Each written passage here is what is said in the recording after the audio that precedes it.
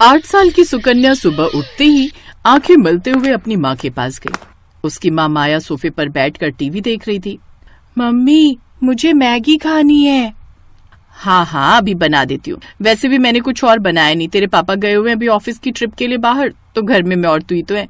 ऐसा करती हूँ, दोनों के लिए वही बना देती हूँ, आसान है, जल्दी भी बन जाएगी। माया आलस के कारण जल्दी से मैगी बना देती है और खुद भी खाती है, साथ ही अपनी बेटी को भी खिलाती है। ज्यादातर उसका पति ट्रिप पर ही रहता, जिस कारण वो दोनों माँ बेटी ही घर में रहती और वो जल्दी में दोनों के लिए मैगी बना देती। ऐसे ही समय बीता और अब सुकन्या 22 साल की हो गई। मम्मी यार कहाँ हो? ओ गॉड, लगता है माँ पूजा में बैठ गई। मुझे तो कॉलेज के लिए लेट हो रहा है। एक काम करती हूँ, जल्दी से अपने लिए मैगी बना लेती हूँ। मेरी ऑल टाइम फेवरेट। सुकन्या रसोई में जाकर मैगी बनाने लगती है, लेकिन मैगी बनाते वक्त वो कुछ सब्जियां भी उसमें ऐड करने लगती है और सब्जी काटते हुए उसकी उंगली कट जाती है। Ouch mummy.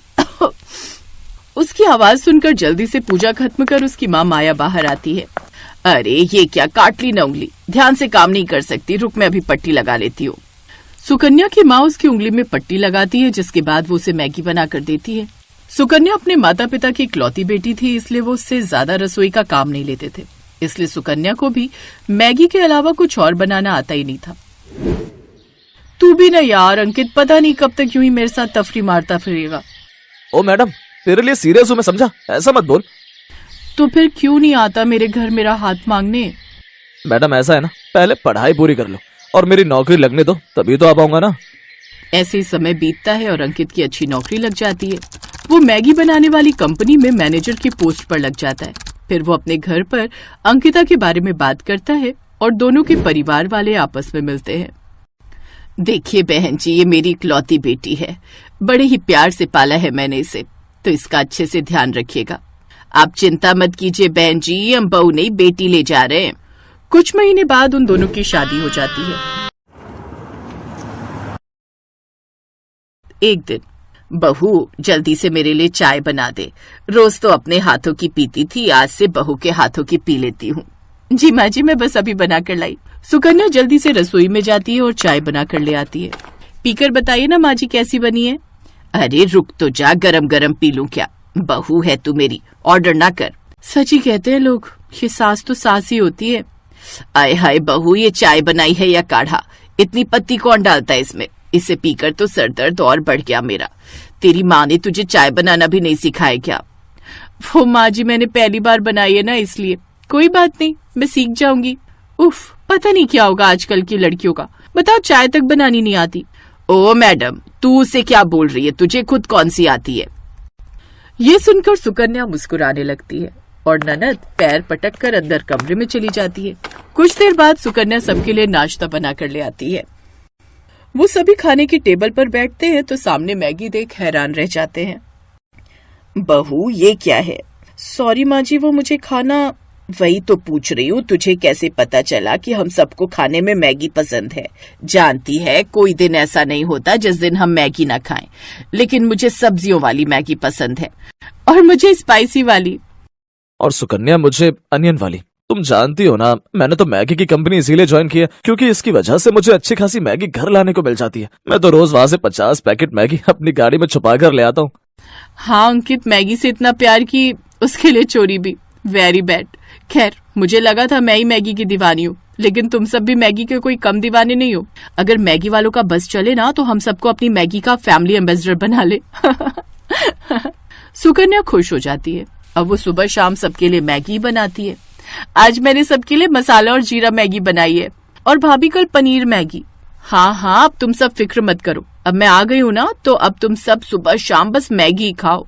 अब सभी घर वाले सुबह शाम बस मैगी ही खाते, यहाँ तक कि अगर कोई मेहमान भी आता तो उसे भी वही बनाकर खिलाते, जिस कारण मेहमान भी उनके घर आने से डरते। अरे ये क्या अंकित की माँ, ये बहू क्या पका कर ले आई, मैगी? हाँ आपको पता है, इसे भी हमारी तरह इसका बड़ा ही शौक है।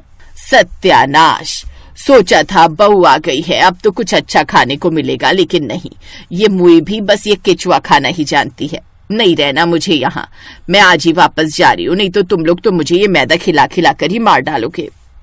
बुआ बिना देर के वहां से चली जाती है, लेकिन इन सब से उन सबको कोई फर्क नहीं पड़ता। इधर अभी भी वो सब मैगी खाना जारी रखते हैं। ऐसे ही समय बीतता है और एक दिन पता चलता है कि सुकन्या गर्भवती है। सच में मैं यानी कि पापा बनने वाला है। Wow, thank you so much जो तुमने मुझे इतनी अच्छी खुशखबरी सुनाई।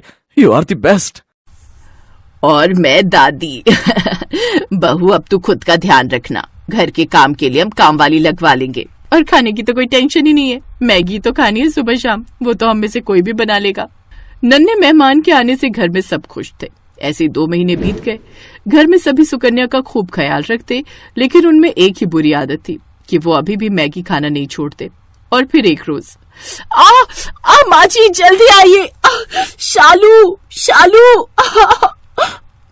माँ ये तो भाभी की आवाज है, चलो जल्दी। वो दोनों उसके कमरे में जाते हैं जहां वो पेट पकड़कर बैठी हुई थी। क्या हुआ बहू? माँ जी पेट में दर्द हो रहा है और ब्लीडिंग भी। क्या? हे भगवान शालू, तू जल्दी से कैब बुक कर, इसे अस्पताल ले जाना होगा और अपने भाई को भी फोन कर दे। शालू जल्दी से गाड़ी बुक करती है, साथ ही अंकित को भी अस्पताल पहुंचने को कहती है। कुछ देर बाद वो अस्पताल पहुंचते हैं।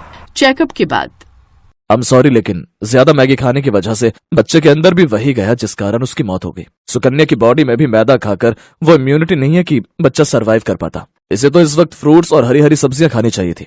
आप जानते हैं ज्यादा मैगी या मैदा खाने की वजह से हमारी बॉडी को कितना नुकसान होता है, और ये मैदा हमारी आंतों में चिपक जाता है। इसीलिए महीने में 1-2 बार खाने में कोई बुराई नहीं, लेकिन रोज खाना यह आप सबकी सेहत के लिए भी खतरनाक हो सकता है। क्या मेरा बच्चा? नहीं डॉक्टर, ऐसा नहीं हो सकता। खुद को संभाल बेटा। सुकन्या को जब ये बात पता चली वो तो जैसे खामोशी हो गई। मैगी खाने की सजा उसे ऐसी मिलेगी उसने कभी नहीं सोचा था। उस दिन के बाद पूरे परिवार ने मैगी खाना छोड़ दिया। अब वो सब हरी सब्जियां और रोटी ही खाते। अंकुर ने भी मैगी लाना बंद कर दिया। ऐसे ही कुछ महीने बीत गए और अब सुकन्या फिर से प्रेग्नेंट हुई, लेकिन इस बार वो कोई रिस्क नहीं लेना चाहती थी, इसलिए उसने खुद का अच्छे से ध्यान रखा। साथ ही ससुराल वालों ने भी उसका खूब ध्यान रखा और हेल्दी चीजें खाने का नतीजा ये हुआ कि उसने एक साथ 2 जुड़वा बेटा बेटी को जन्म दिया। अब उनका परिवार पूरा हुआ और अब वो सब साथ में खुशी खुशी रहने लगे।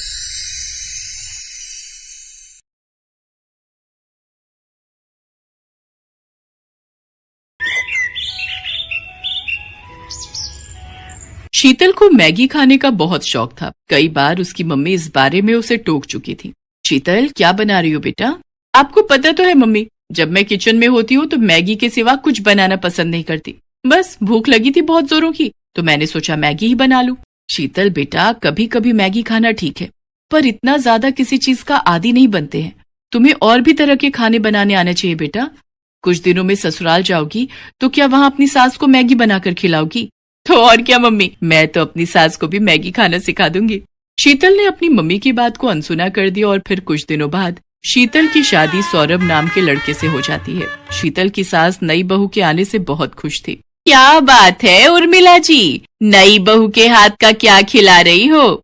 आज तो बहू का दिन है, वो जो भी अपनी पसंद से खिलाएगी वो खा लेंगे। क्यों अनीता जी? जाओ बहू, मेहमानों के लिए कुछ अच्छा बना कर ले आओ।